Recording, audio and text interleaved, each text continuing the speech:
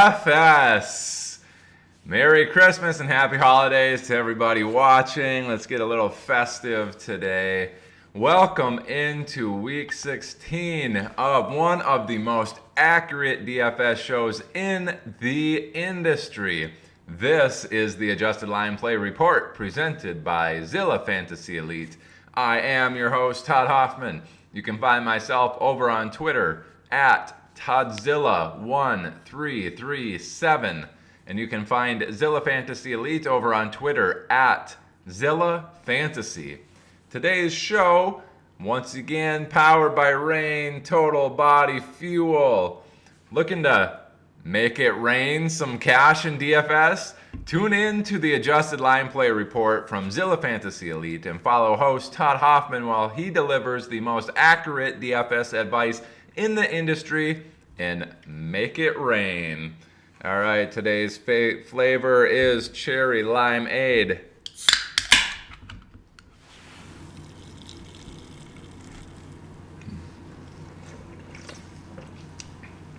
The red and green Christmas colors. Great flavor. All right, a little bit of a unique slate here today, folks. Most of these games are happening on Saturday. We got 3 games on Sunday, including Sunday Night Football. So just one morning, one afternoon, and one Sunday night. Very similar to Thanksgiving on Thursday, but this week it's Sunday with the 3 games, and then a Monday night game. And we're going to go into pretty much the Saturday slate to begin with, and then once we get done with that, we're going to treat all those last 4 games kind of as island games.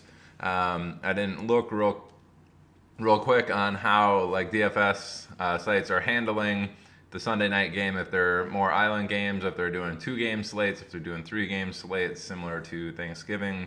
I haven't seen that yet. So we're going to treat the main slate, which is Saturday this week. It's Saturday morning as I'm recording this, Christmas Eve. Got the old hat. And we're going to give you some great fantasy advice, hopefully win you some money. Getting into it, we have Kansas City at Seattle as the number 1. Actually, they're tied for number 1 Vegas game total on the slate. We have Kansas City favored by 10 points over Seattle. Kansas City at home, 49.5 Vegas game total. Kansas City, 29.75 team implied total. And Seattle, 19.75 team implied total. Getting into the Seattle offensive side, they're 25th and 24th in the offensive pass DVOA categories, while Kansas City is 5th and 18th. I don't expect Seattle to have a ton of time to get the ball out, but Kansas City should be able to get after Geno there. I'd expect him to get under pressure a little bit. For me, with Tyler Lockett out, this is screaming kind of a Noah Fant kind of blow-up week, especially if they're going to be under duress. I think Kansas City will put up plenty of points on Seattle. And if Seattle's in throwing mode, they're going to need to get the ball out quick. So it's going to be dump-offs to the running back, which sounds like it's more than likely going to be Kenneth Walker. He is in a decent spot here getting into the running back part later here. But and then Fant kind of underneath. DK Metcalf should certainly see his fair share of targets this week. I just don't know how accurate those are going to be, especially if we see Geno Smith under pressure there. So just keep that in mind. Kansas City should be able to get after Seattle's quarterback there. You could see plenty of sacks, and where Seattle's in throw mode and Kansas City's getting after Geno. As far as the run blocking is concerned, Seattle number 32 and number 9 in the offensive running categories. Kansas City 23 and 15. This is a little bit better for Seattle, even though they're they are the worst run blocking unit according to Football Outsiders here. Kansas City only 23 at stopping the run, so that's a red matchup. Seattle may find themselves a little bit easier running the ball than what they're kind of used to there with Kenneth Walker being back. I could see them having some success in the ground game, and maybe they try to control the clock a little bit by utilizing Ken Walker. So I think Walker is viable in DFS. I think you can fire him up in your leagues where you're trying to get into the championship game or just advance in the playoffs, I think he's a good play this week, despite the fact that Seattle might be in pass mode because Kansas City's probably going to be putting up some points. Getting into Kansas City's offensive side, number 5 and number 14 in the pass protection categories. Seattle number 11 and 28, so they give up quite a bit of explosive plays there in Seattle. Kansas City, the 5-11 matchup there, they should have a decent amount of time. It's not going to be an exorbitant amount of time, so I think they're going to be able to move the ball just fine. Kelsey obviously in play. I think this kind of speaks more for Juju too. When they don't have a ton of time, I think he benefits more from that, him and Kelsey, than anyone else. Getting into the offensive run blocking category, this is where it gets real interesting. Number 3 and number 1 for Kansas City. Seattle 26 and 20. Big favor for Kansas City's run game here, especially if they get up earlier. They're moving the ball very well. I suspect Kansas City is going to sustain drives and have a lot of scoring opportunities, which is good for both running backs there. We've seen McKinnon kind of take over the last few weeks, but that's been in situations where Kansas City actually wasn't blowing people out. If Seattle's kind of struggling to move the ball, they're not passing with efficiency. The run game, 32nd in the league, and Kansas City's able to stop them more than they're used to stopping people in the run game.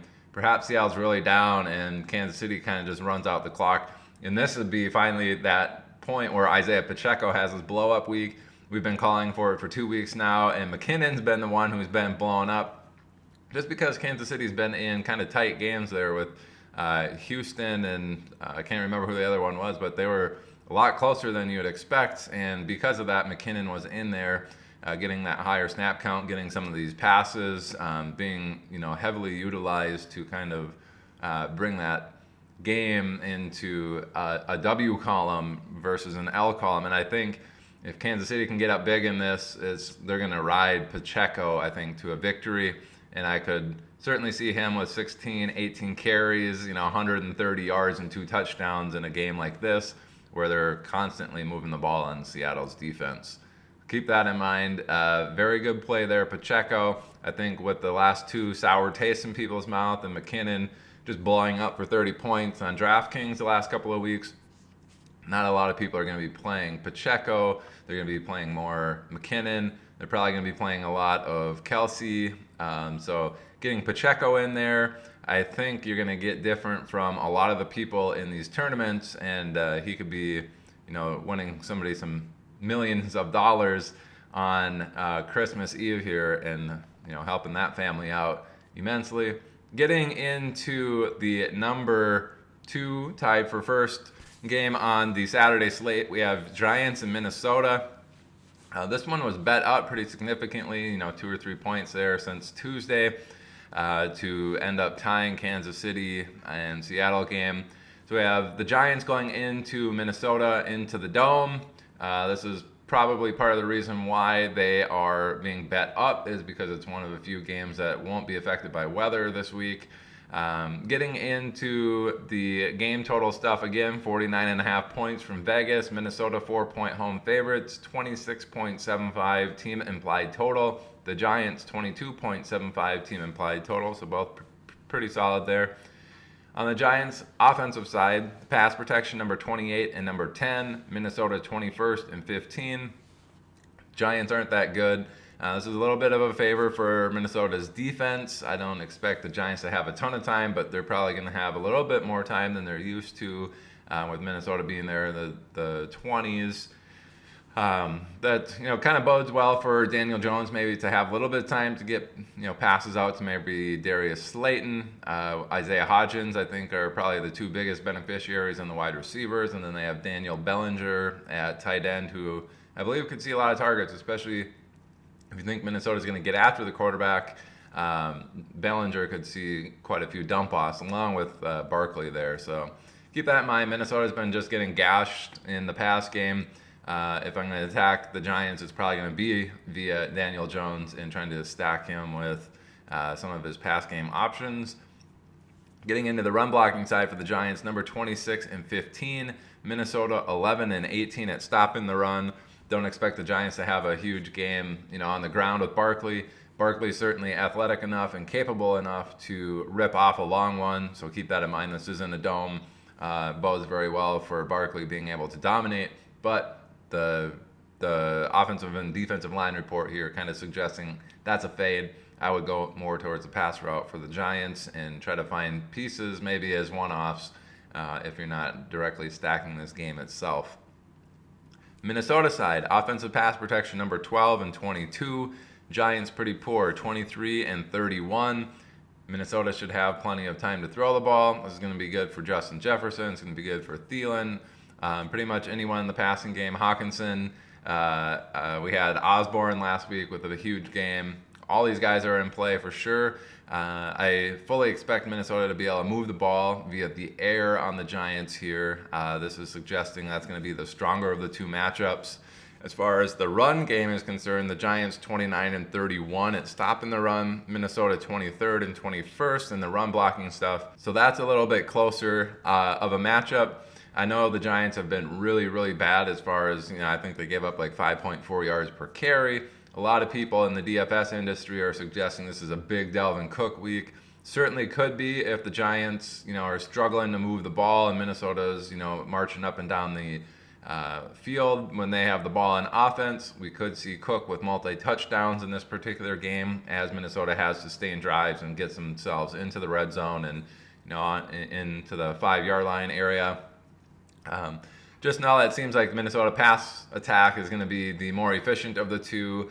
We certainly could see Dalvin Cook rip off a big game if the Giants' run game is so poor. It's just suggesting here that Minnesota's run blocking isn't that great. I know they've had some injuries along the offensive line this year. I don't know where they're at as far as getting some of those guys back. If they do get some of those guys back, this could be a smash spot for Dalvin Cook.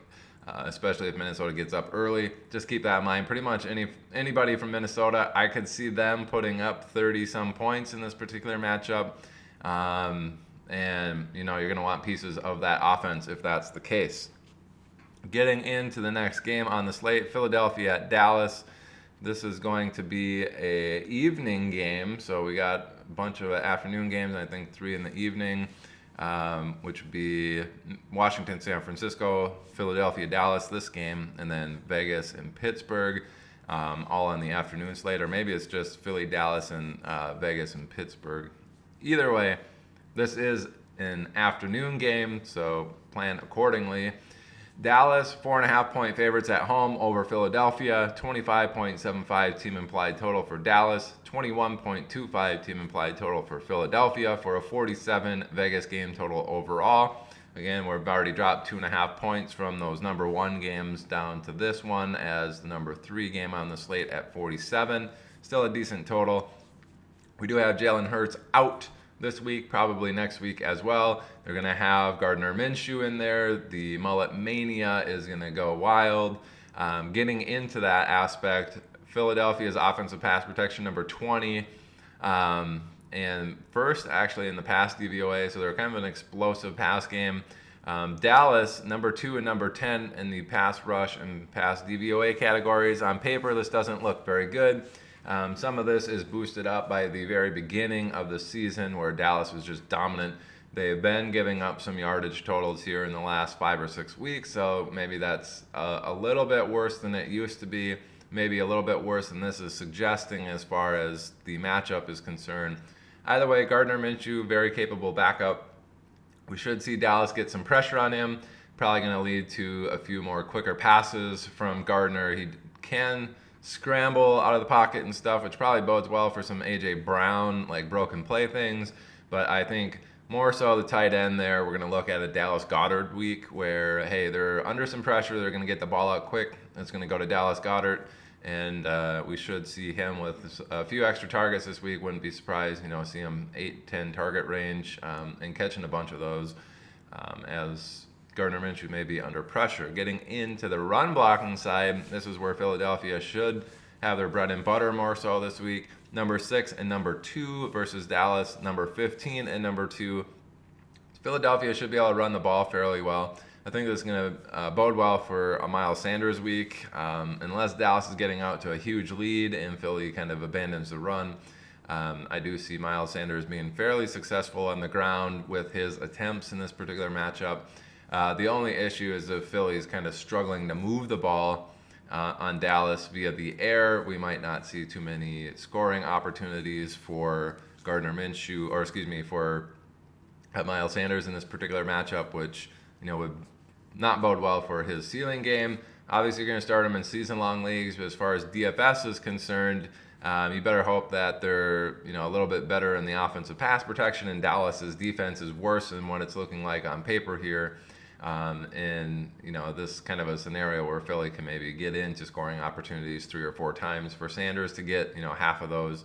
Shouldn't see any Jalen Hurts stealing touchdowns on the goal line, which also would bode well for Miles Sanders this week. Maybe they trust him a little bit more than they do Gardner Minshew to punch the ball in, and we see Sanders with 2 or 3 touchdowns in this as they getting close to the end zone there. Just something to keep in mind. Will be interesting to dynamics there to see how they kind of tackle that stuff when they get in close to the end zone. On the Dallas side, number 4 and number 5 in the offensive pass protection categories. Philadelphia actually number 1 in the defensive pass rush category. Dallas is number 2, so that's an interesting matchup there. And then the pass DVOA for Philadelphia on the defensive side, 20. This is kind of a stalwart against stalwart kind of matchup. Usually when that's the case, the studs eat. If they're going to be passing the ball, it's going to be probably more so that CeeDee Lamb is, kind of dominating. We could see Schultz there too, especially if you think Philadelphia is going to be able to get after Dallas. I think those will be the 2 biggest beneficiaries of a matchup like this.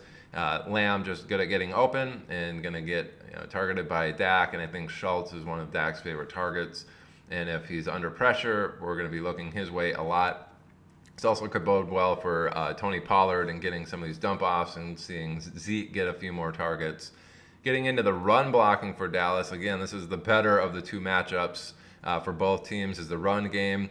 Dallas, number 8 and number 10 in the running categories. Philadelphia, 24th and 3rd in the run DVOA, so they don't give up a lot of explosive plays, but their defensive line isn't very good at stopping the run. This bodes well, for both Pollard and Zeke to be efficient when they're getting the ball on the ground.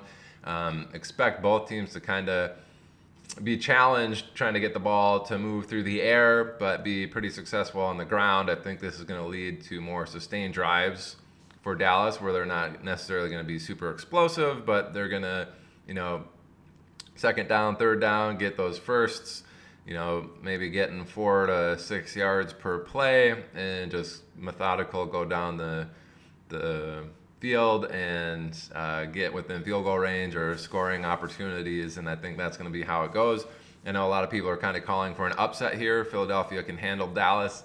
I don't know if that's the case based off of this matchup. I think Dallas's offensive situation is going to be a little bit better. They're at home, and I just see Dallas kind of winning this compared to what some of these other cats are saying in the DFS world. I think Dallas actually wins this and maybe covers that Vegas line of 4.5. The only thing with this run stopping stuff is Jordan Davis is back in Philadelphia, so I think some of these numbers are kind of poor in that aspect. If Dallas is struggling to run the ball, that's where I would see Philadelphia, maybe sneaking in, making this a lot closer game. That's the one caveat to this is Jordan Davis is really good at stopping the run, and some of these, this 24 value came when he was out for an extended period of time. We did see them get run on quite a bit. When he's back, that doesn't really happen as much. So that might be bad for Zeke. It'd be a little bit better for Pollard. He's more explosive, and he could get involved in the pass game like that. So Pollard, Lamb, and Schultz would be how I'm attacking the Dallas side. On the Philly side, maybe AJ, the tight end there, Goddard and Miles Sanders with a sprinkling of AJ Brown. He's going to be very low rostered in tournaments. Just keep that in mind. Getting into the number 4 game on the slate, those last 2 games, Minnesota and Dallas, are the 2 dome games this week. The number 4 game on the slate, though, is Detroit at Carolina. And we have Detroit actually 2.5-point road favorites, 23 team implied total for Detroit, Carolina 20.5. Again, this is the 4th ranked game on the slate, and it's already down to 43.5. So we're really, it's a big drop off from those first 2 games. We saw a 2.5 point drop down to 47. Now we're seeing another, a 2.5 point drop down to 43.5. So a big drop from those first 2 games that we went over. Just keep that in mind as you're thinking about setting your DFS lineups and what kind of points you can expect in some of these games. Detroit offensive pass protection, number 2 and number 12. Carolina 27 and 21. Big favor for Detroit. This benefits everybody in the pass game. We have, Amon-Ra St. Brown should benefit from this. Chark especially because he's kind of a deep threat. Jameson Williams should be pretty good. Really anyone there in the pass game should be pretty solid. I don't know what the weather's supposed to be like in Carolina. Cloudy, windy, rainy. I have no clue, but expect some deep bombs if the weather is not going to be playing a huge factor there in Carolina. On the run blocking side, also a good matchup for Detroit, number 5 and number 8 in the run blocking categories. Carolina 12 and 24. Expect Detroit to be able to run the ball pretty effectively. With these particular things, again, I think Detroit's going to have no problem going down the field, being successful in that regards. Are they going to be able to punch in every single time they get in the red zone? They've been very effective at that. Jamal Williams obviously leading the league, or close to it in touchdowns rushing this year. Fully expect that to be the case where he's in line for another touchdown this week. Certainly seems like Detroit's going to be sustaining drives and getting into that particular scenario. Detroit's kicker, if you're in a kicker league, would certainly be in play here too. If you don't think Detroit's going to be punching in a lot of these for touchdowns, he's going to have a massive amount of field goals. Just keep that in mind. I think Detroit's going to have no issues moving the ball. The run game matchup is actually the worst, but they're number 5 versus number 12. I think Detroit's probably going to be pretty explosive there, as Carolina is number 24 in the run DVOA, so I think they give up some explosive plays there. And Detroit's been, an explosive specialist kind of throughout the season there in the run game. So that bodes well for Detroit, scoring some points in DFS. Obviously, we're going to want some of that.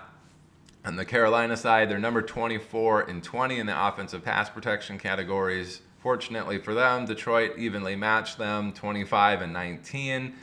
Pretty much even up there. I think this is pretty much a stud's eat. I think DJ Moore is a stud, and he's about the only one in the pass game that's going to succeed. And he's going to be kind of popular in DFS, I think, especially if Detroit's going to be scoring points. Carolina's going to be in pass game mode. We could see DJ Moore pushing 10, 12 targets in this. Just keep that in mind. They don't like Sam Darnold to pass a whole lot. Detroit defense could certainly be in play if you think they're going to be scoring points and putting Carolina into pass game situations. Darnold isn't that good of a quarterback. He can certainly have plenty of turnovers, including his fair share of pick sixes. I do like Detroit's defense this week in DFS. I don't think they're going to be super highly rostered.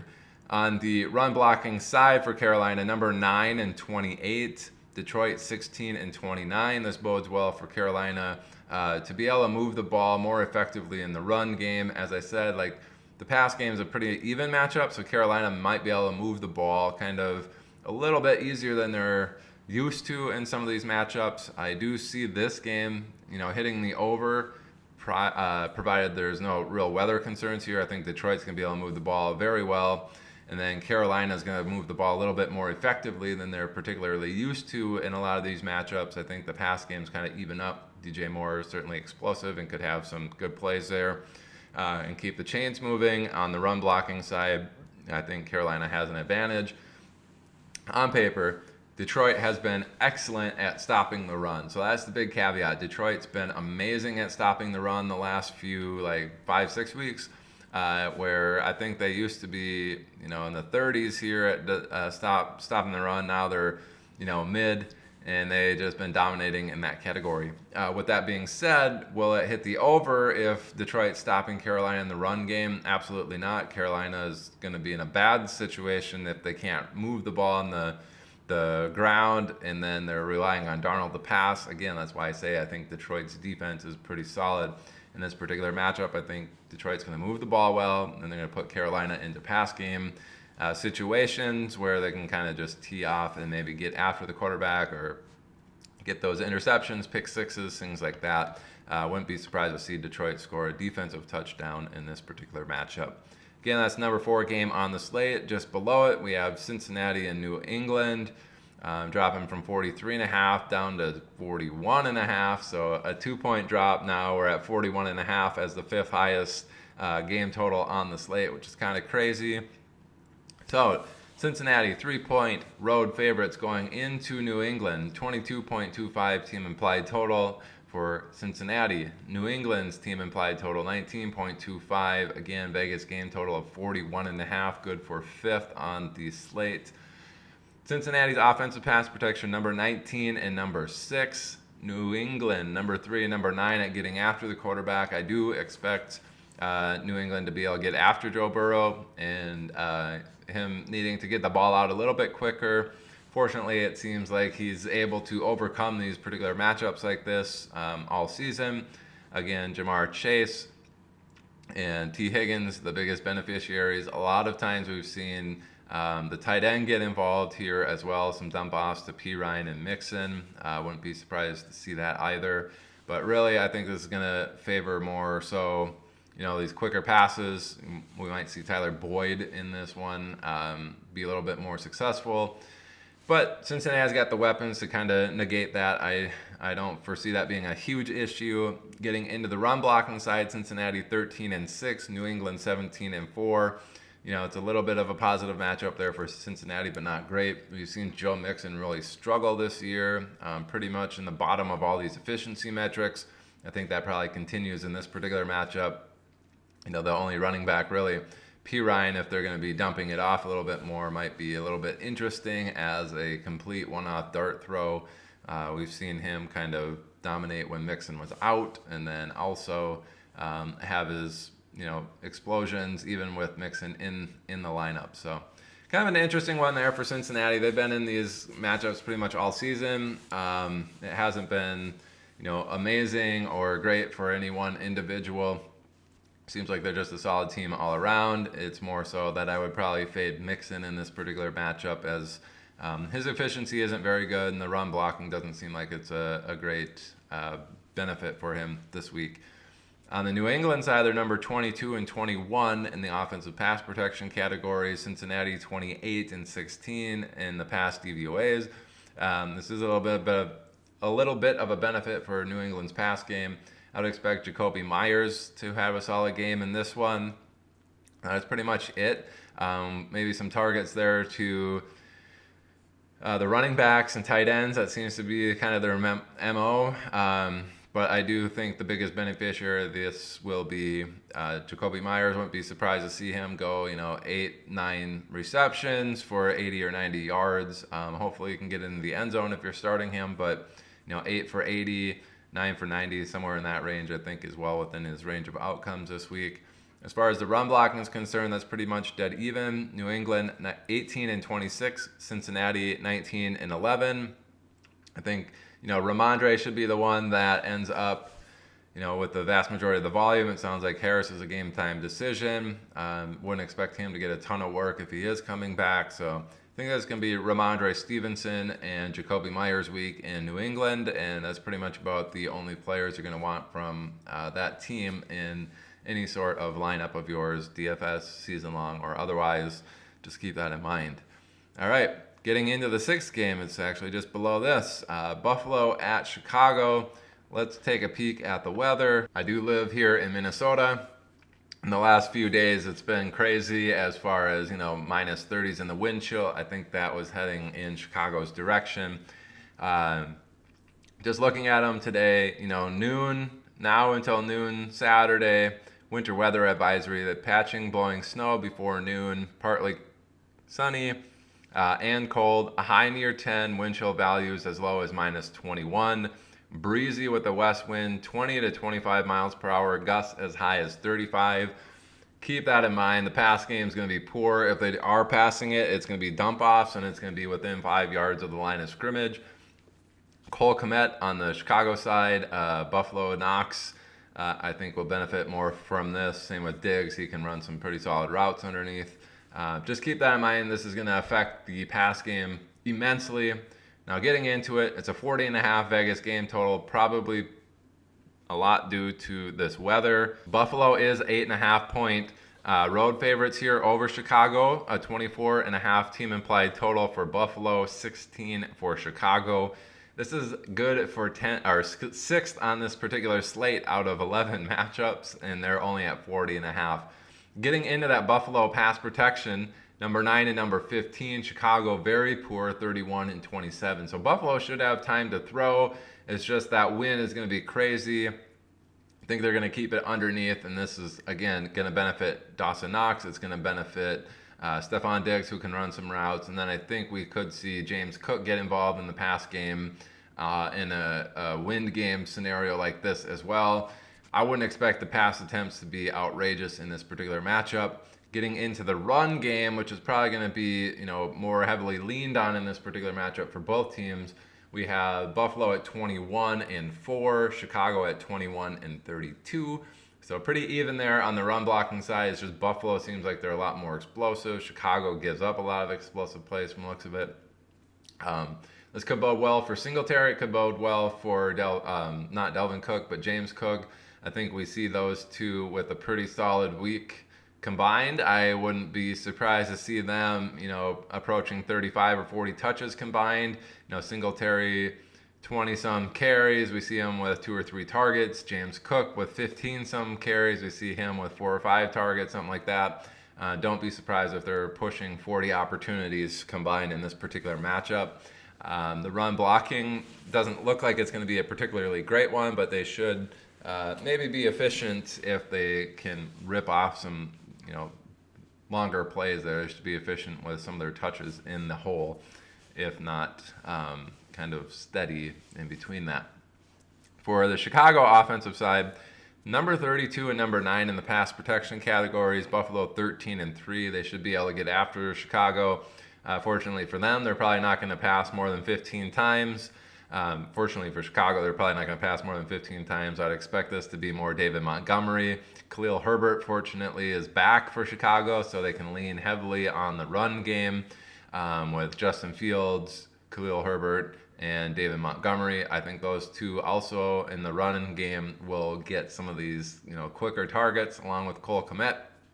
I think those are the only 3, people that get involved in the pass game whatsoever. On the run blocking side for Chicago, they're number 10 and 18, pretty decent, but unfortunately for them, Buffalo number 3 and number 6 at stopping the run. It's going to be an inefficient game for the running backs, I believe. We should see, Montgomery probably struggle. Herbert seems like he's a lot better running back just in general. We've seen him smash in spots like last year against San Francisco.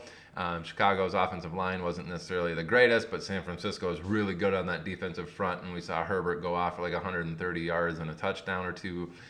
Wouldn't be surprised to see him be the more effective running back in this. He is coming off of that injury, though.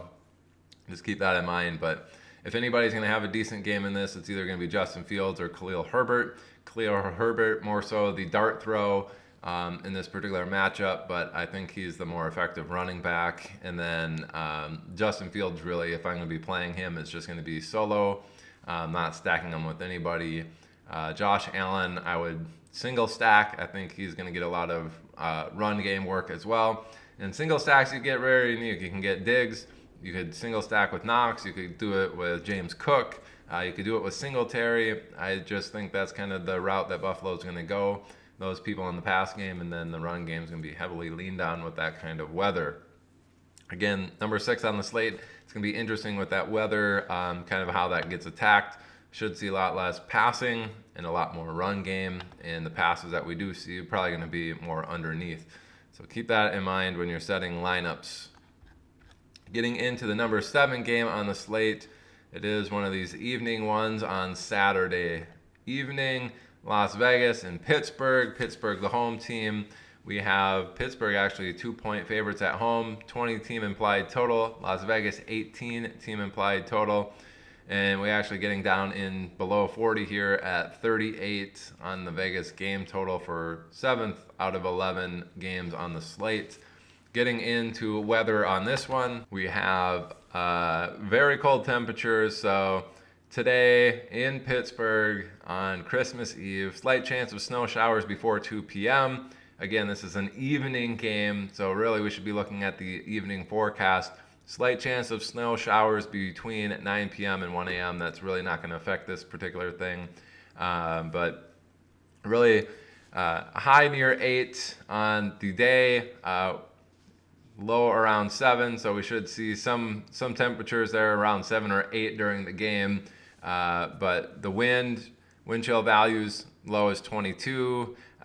Really tonight it kind of calms down a little bit, minus 11. Southwest wind around 14. That's pretty decent. Gusts as high as 30. That's significant. We don't want them that high. And then, as I said, the wind's kind of calming down as we get into the evening. So as this game starts, it's going to be the windiest it will be. It does say southwest 16 to 18, and then gusts as high as 37 for today during the day. So expect it to be windy. That's going to affect the pass game. They should lean more so on the run game in this as well, which is why a lot of these game totals are so low this week. Again, 38 Vegas game total. Pittsburgh, 20 of those. Las Vegas, 18 of them. Pittsburgh, 2-point home favorites. Vegas offensive pass protection, 6 and 7. Pittsburgh pass rush, 24 and 8. Vegas should have time to throw. Don't expect them to be trying any long bombs. This is going to be good, for Hunter Renfrow. It's going to be good for maybe Waller. Definitely Adams can get open, underneath. Not necessarily like the super long deep threat type guy. So pass game shouldn't be affected too much. The weapons that they do have are more underneath weapons, not take the top off the defense weapons. On the run blocking side, which is where we're interested, number 1 run blocking unit for Vegas, number 16 in DVOA. Pittsburgh 13 and 17 at stopping the run. Vegas should be successful there. Again, Josh Jacobs has been kind of dominant this whole season. I would expect that to continue and expect the volume to continue for him in this particular matchup. Don't be surprised if we see him with 25 some opportunities in this, 30, pushing it there if Vegas is able to move the ball and, just keep the clock running there with the lead. On the Pittsburgh side, number 13 and 13 in the offensive pass protection categories. Vegas 30th and 22 in stopping that pass. So Pittsburgh should have plenty of time. Fortunately for them, Freiermuth and Deontay Johnson do run good underneath routes. They do have Najee Harris, who's competent as a pass catcher out of the backfield as well. So some of those, underneath stuff should be just fine for Pittsburgh's offense. On the run blocking side, number 14 and 20 for Pittsburgh. Vegas 18 and 28 at stopping the run. Slight favor there for Pittsburgh, but I'd expect them to lean heavily on Najee Harris in the run game, as well as the undrafted rookie over there. They should lean on those guys pretty heavily, with the wind being pretty crazy there in Pittsburgh. Just keep that in mind. It's going to be more underneath and run game stuff, just like we talked about with that Buffalo-Chicago game. So when you're setting your lineups, take that into consideration. All right, now we'll get into the number 8 game on the slate, Washington at San Francisco. This one's kind of interesting. We have San Francisco is 6.5-point home favorites. 22 team implied total for San Francisco, only 15.5 for Washington, for a Vegas game total of 37.5. And believe it or not, there are 4 games worse than this on the slates, which is absolutely crazy to think about. 37.5, that's almost one of the worst ones you'll see on any particular season. And we still have 4 worse than this on this week.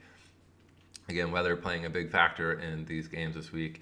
Washington, 23 and 25 in the offensive pass protection categories, both red. San Francisco, 14 and number 2 in the defensive pass rush categories. Expect them to be able to get after Heineke. He doesn't do so well on those particular scenarios. He could have plenty of sack fumbles, turnovers, things like that. He does scramble fairly well, so being mobile, I could see him with a few extra scramble attempts here, which, could help kind of ease some of the turnovers that he's likely going to encounter on offense here. On the run blocking side, Washington number 17 and 25, San Francisco number 2 and number 1. Washington does like to run the ball. It doesn't look like they're going to be very effective doing that, and their best bet of moving the ball with any any sort of effectiveness is going to be in the pass game, and unfortunately, they're going to be under duress in that situation.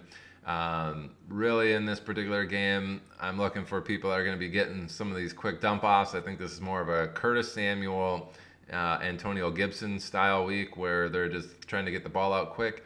And those are usually the two biggest beneficiaries of that. We see Jahan Dotson run some pretty decent mid routes. I don't know if we're going to see that in this particular matchup, but Gibson and Samuel, I think, are dart throws in this particular week. I think we could see those guys, pushing 7-8 targets actually in this game.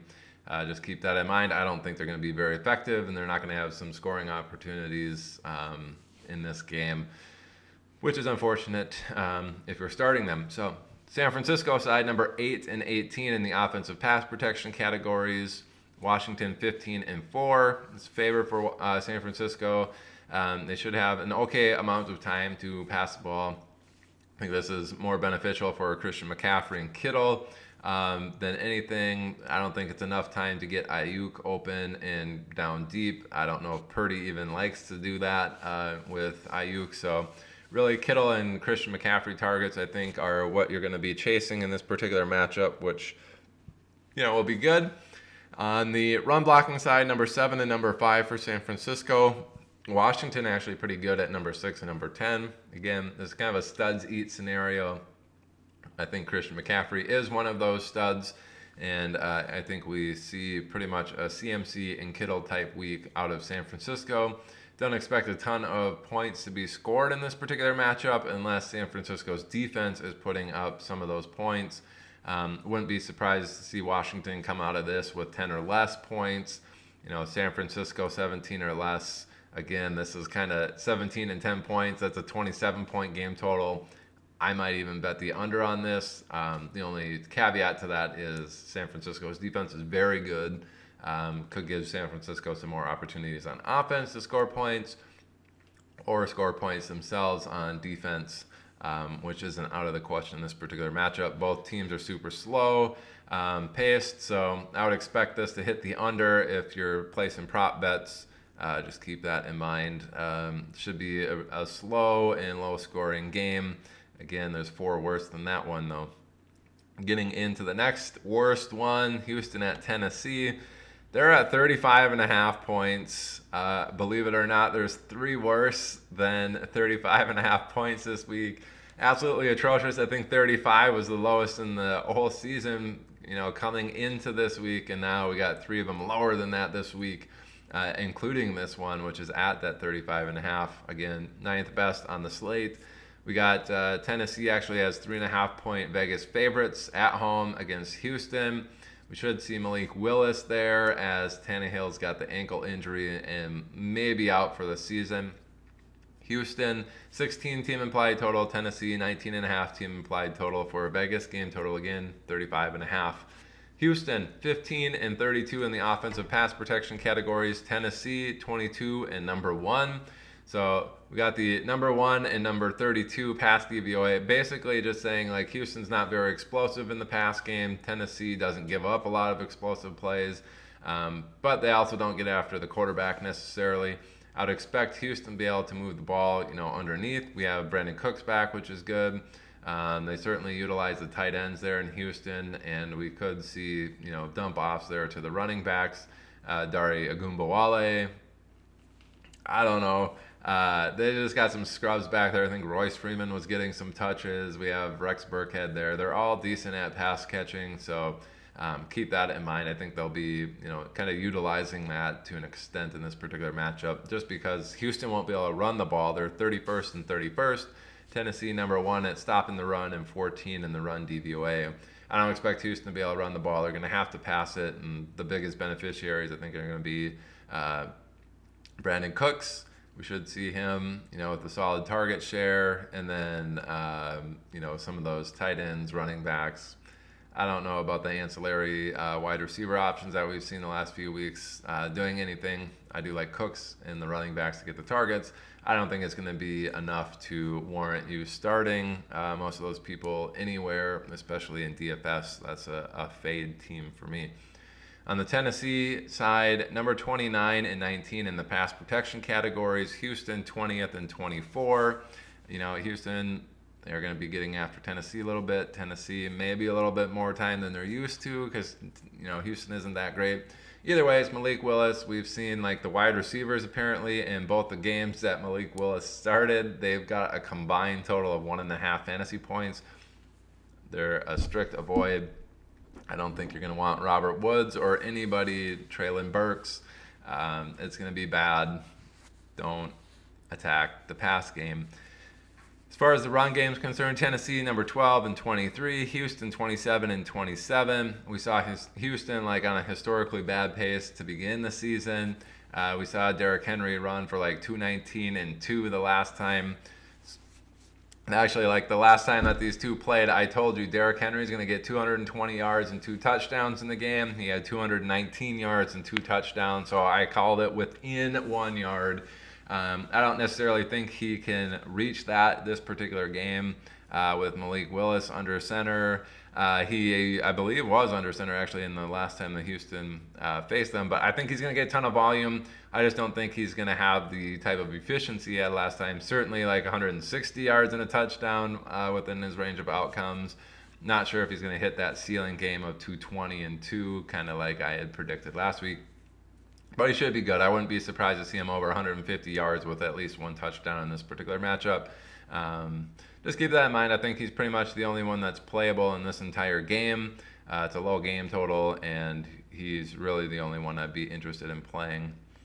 Getting into the next worst game, it's Atlanta at Baltimore. We have them at 34.5 Vegas game total.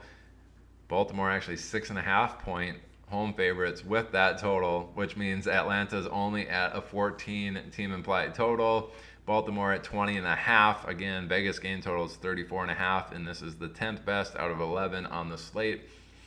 Getting into the Atlanta offensive pass protection, 27 and number 4 in the pass protection categories. Baltimore 6 and 6 at getting after the quarterback.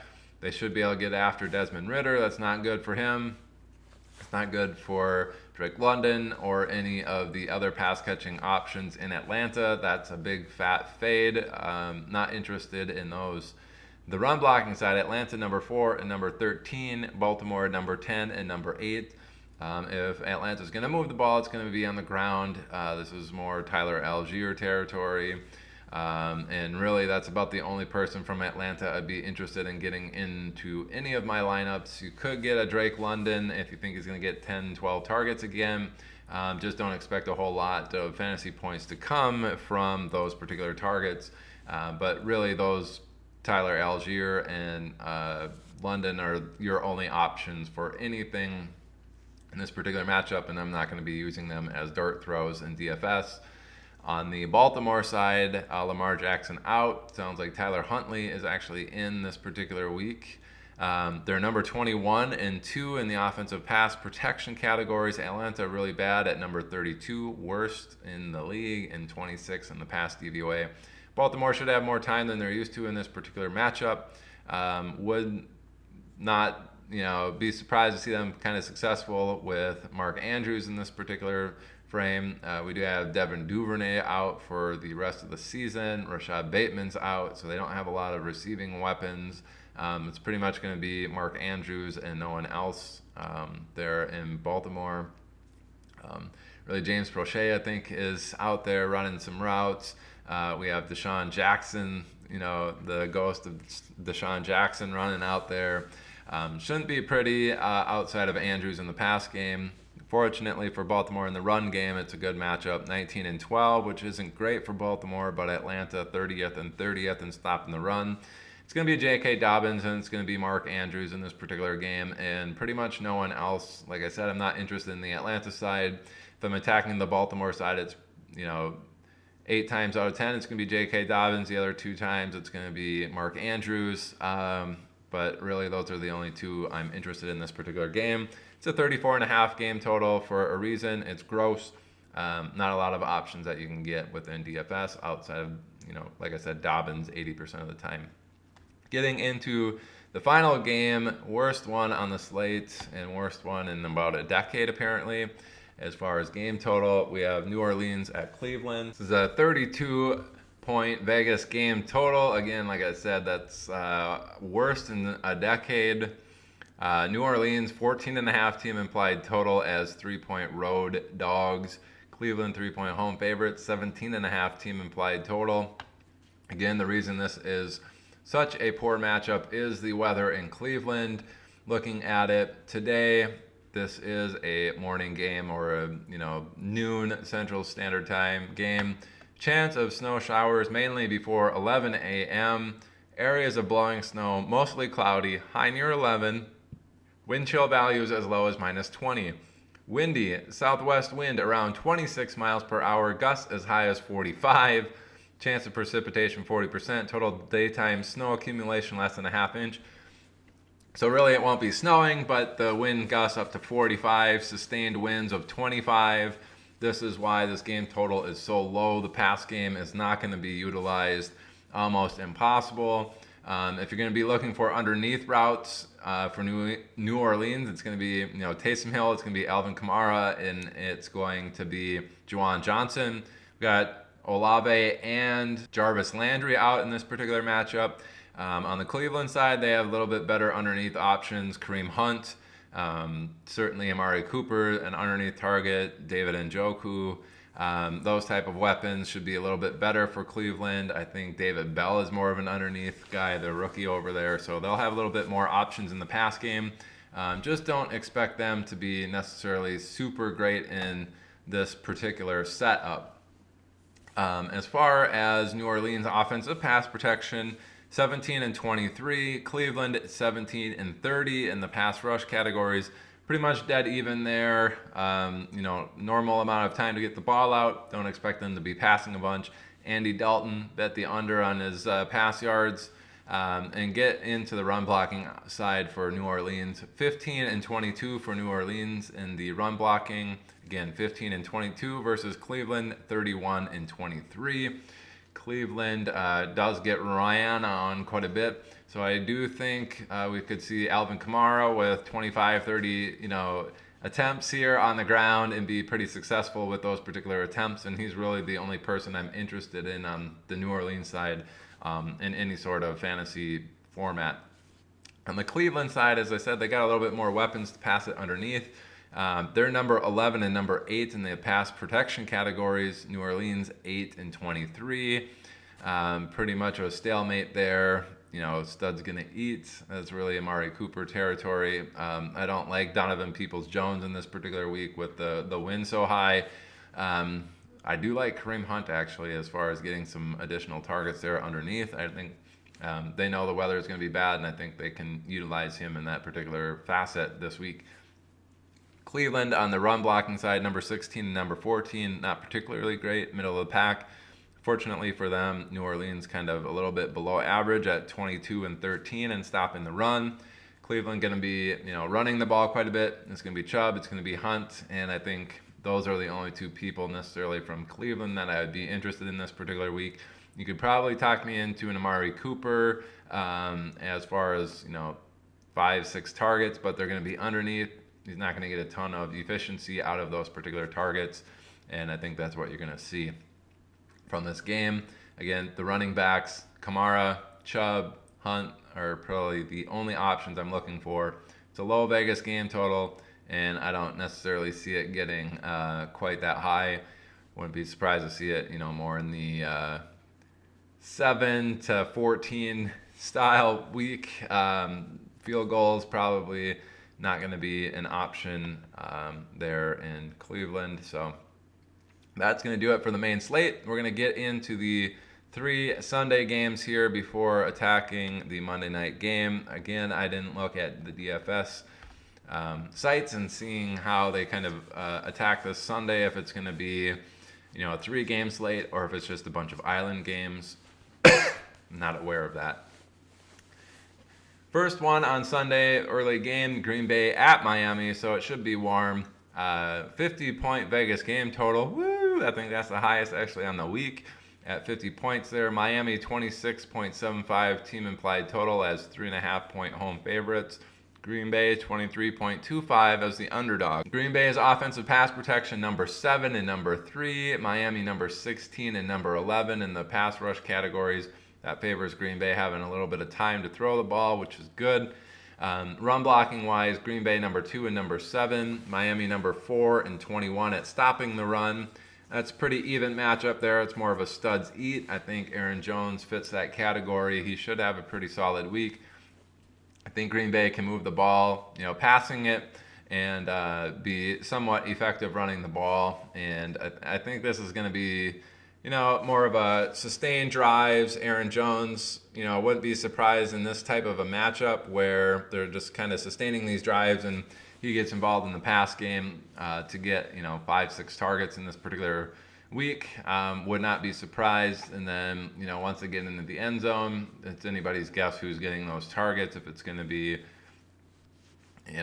Jones, if it's going to be Dillon, if it's going to be Robert Tonyan, probably not this year anyway. But yeah, we've seen Watson kind of get a bunch of touchdowns. Could be the case in this particular matchup if they're getting a little bit of time that Watson hits one of those deep ones. So I wouldn't be surprised to see him break 100 yards for that DraftKings bonus. Just keep that in mind. I think Green Bay can sustain drives and score some touchdowns in this particular week against this Miami defense. On the Miami offensive side, number 14 and 11 in the pass protection categories. Green Bay 18 and 32 at getting after the quarterback. Standard amount of time for Miami to kind of get the ball out, maybe a little bit extra. But it's going to bode well for Hill and Waddle and pretty much no one else. That seems to be the big driving force for their offensive pass protection in the air. The big thing for Green Bay is they're not very good in stopping the run, and I think that's how Miami's going to move the ball most effectively in this matchup. Miami number 11 and number 3 in the offensive run categories for blocking. Green Bay 32nd and 19 and stopping the run. This is going to be a very good week, I believe, for Raheem Mostert. Would not be surprised to see him hit 150 total yards in this particular matchup, score a touchdown, something like that. As far as like the 3.5-point total there, that should be kind of interesting. I think, Miami is going to be a little bit more effective running the ball. That probably leads to a little bit less explosive plays versus the pass game there, which should be okay. Green Bay, I think, can score some explosive plays there with a little bit better pass protection. I think Lazard and Watson certainly able to produce some explosive plays there on offense.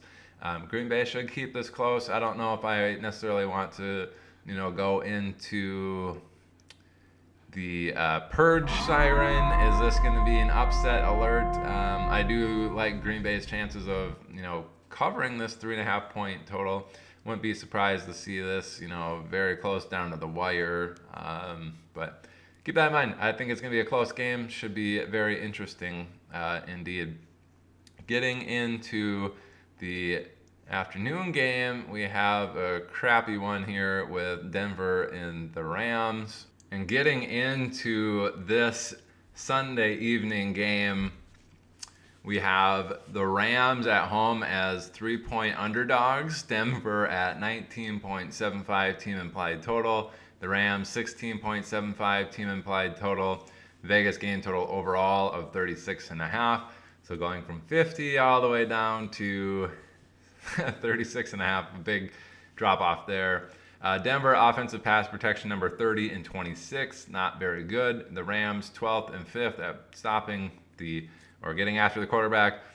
They should be able to get after Russell Wilson here. I don't expect him to have a ton of time to throw the ball. It's going to lead to more dump offs. I think Dulcich is pretty much the biggest beneficiary of this. Judy does run some underneath routes, which is also good for him maybe getting a few extra targets as well. But really, I don't expect the pass game to be very effective in this. Denver's run blocking number 20 and 27. The Rams 14 and 16. Really, if Denver is going to move the ball on the ground, it's going to be on the ground. Latavius Murray seems to be the biggest beneficiary of that. But if you're leaning on him, that's kind of gross. If this is treating like an island game, I'm pretty much going to go Dulcich or Murray and no one else. On the Rams side, they're 31st and 29th in the offensive pass protection categories, 10th and 17th for Denver's pass rush. On the defense there, big favor for Denver's defense. I wouldn't mind them in an island game as far as getting after the Rams quarterback and getting some sacks or turnovers there. The Rams on the run blocking side, 29th and 30th, also very poor. Denver, number 25 and 5 at stopping the run. If the Rams are going to move the ball, it's going to be on the ground, more so a Cam Akers style game than anything. If they're going to be under duress, the Rams are going to need to get the ball out quickly. It's going to be more Higbee and maybe the pass catching running back there over in Los Angeles, the rookie Kyren Williams. I think Akers, Dulcich, maybe both defenses in an island game, and then trying to fit in two more guys there. Higbee and Latavius Murray, avoid the quarterbacks. I think that could be a route that you go in this particular island matchup. MVP maybe on the Denver or Rams defensive side, probably the Denver side. It's a gross game. Not looking forward to starting any of those players. If you're in an island game, that's fine. I just kind of told you how I would attack it, but really avoid those guys in your season long. The Sunday night football game, Tampa Bay going into Arizona as 7.5 point favorites on the road. Arizona 16.5 team implied total. Tampa Bay 24 team implied total for a Vegas game total of 40.5. Tampa Bay number 1 and number 30 in the offensive pass protection categories. Arizona number 26 and 29 in the pass rush. Expect Tampa Bay to have plenty of time. They're not going to be necessarily super explosive, but that's kind of been Tampa Bay's MO. This is more of a Godwin type week. Pretty much any week where they have time has been, like every week, they've been top 5 pretty much in the offensive pass protection categories. Not playing a ton of people that can get after the quarterback. Really, again, Godwin and no one else in that pass game. It doesn't seem to be, high volume and efficient enough to support more than just him in that pass game. On the run blocking side, Tampa Bay 22 and 17, Arizona 20th and 26th at stopping the run. Tampa Bay's run game isn't very good, but this is more of an even matchup. I wouldn't be surprised to see Fournette and Rachaad White be pretty effective in this, but really I think it's going to be the Tampa Bay pass game that's going to move the ball. It's going to be via Godwin. You might see Russell Gage with some action there, Cade Otton, and then Fournette and Rachaad White kind of splitting duties there in the backfield. No ceiling pretty much for Tampa Bay outside of Godwin, and that'd be, attacking as an island game. It's probably going to be Brady, Godwin, and then maybe both running backs from Tampa Bay. Getting into the Arizona side, 18 and 28 in the pass protection. Tampa Bay should be able to get after them at number 4 and number 12. The run game is pretty much worse. For Arizona, 24 and 29. Tampa Bay 9 and 12 at stopping the run. Don't expect Connor to have a very good game. For me, Arizona, treating it as an island game for Sunday Night Football, it's going to pretty much be DeAndre Hopkins and then 5 people from Tampa Bay, probably including Tampa Bay's defense, and then maybe putting Godwin as my captain and going from there. I think that's how I would attack this game. Really, you don't want any part of Arizona offense outside of Hopkins. If you're starting season-long leagues, that's the only one that I would be interested in starting. That's pretty much how I'm going to attack it. It's a gross game, but that's about the only way that I would approach it. Getting into Monday Night Football, we have the Chargers going into Indianapolis as 4.5 point road favorites. Chargers 25 team implied total. Indianapolis 20.5. Got Big Dick Nick Foles there going for the start over Matt Ryan and Sam Ehlinger. This is a 45.5 Vegas game total. Keep that in mind. Foles is in the lineup there and could go into your Monday Night Football MVP slot if you wanted. We'll get into that. The Chargers number 10 and 27 in the offensive pass protection categories. Indy number 7 and 13. Chargers, you're not going to have as much time as they're particularly used to. Indianapolis is pretty solid on defense in general. Chargers not going to run the ball very well, as Indianapolis 5-9 at stopping the run. Chargers 25-19. Just get that out of the way. Chargers run game, absolutely no.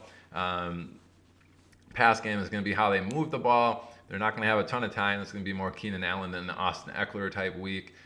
Everett as well should see 5 or 6 targets, and really that's how I would attack this in an island game. Those 3 particular pass weapons. And getting into the Indianapolis side, they're number 26 and 31 in the offensive pass protection categories. Chargers 19 and 25 at getting after the quarterback. Foles probably not going to have a ton of time. He's prone to mistakes in certain situations like that, so keep that in mind. The run blocking for Indy, 27 and 32, so pretty poor, but the Chargers they're a run funnel defense. Truly historically bad. I think they're like 5.9 yards per attempt given up on the ground, 28 and 25 at stopping the run there. Indy should have a pretty solid week running the ball. I think, who do we have starting over there? We have Deion Jackson maybe. We also have Zach Moss, who came over from Buffalo, in the fold there. I think they're going to split a lot of that work, so I wouldn't be too excited on any of those running back options. But in an island game, you could get a little bit sneaky maybe with Deion Jackson. We've seen him catch quite a few balls in the past. Just keep that in mind. As far as Indianapolis is concerned, I don't know the pass catchers if they're going to be under duress a little bit. It's probably more so a Paris Campbell type week. We don't know what Foles' tendencies are. As far as passing, I don't remember off the top of my head if he's more like a target the tight end type guy, dump low, pass it over the top deep. I don't remember off the top of my head. If you do, more power to you in this. I'll have to research that before I get into this island game and start making some lineups on DraftKings. But really, I think it's the Indianapolis run game that's going to be more successful, and then the Chargers pass game underneath. So Eckler, Keenan Allen type week, Everett as well, and that's going to be how I attack the Monday Night Football game. Anyway, folks, that's going to do it for this Christmas Eve adjusted line play report for you. We got the Santa hat here with the sequins on it, nice and sparkly. Hopefully we can go out and make it rain some cash and DFS, get you some of those little Christmas gifts under the tree in the form of slate winnings. So that'll be good. Hopefully you can take some information away from you in this particular adjusted line play report that will make you successful in getting into your championship matchups next week, and we'll continue this into week 17 and week 18 to close out the season and kind of get a whole successful season under our belt. And I really appreciate any of those who made it this far. Thanks for watching. Hit that subscribe button if you are not already subscribed. Go over to Twitter at Todzilla1337. That is my Twitter account. The Zilla Fantasy Elite account is at Zilla Fantasy at Twitter, and that's where you'll get a lot of this information. We post the screenshots of these, and really with the time stamps for these YouTube explanations and analysis on each individual game are going to be on there as well. So keep that in mind. Thanks again for watching. Hopefully you took away that information that's going to go allow us to win some money together. Thank you. Merry Christmas. Happy holidays. See you next week in the New Year's Eve. Have a good one, folks. Bye.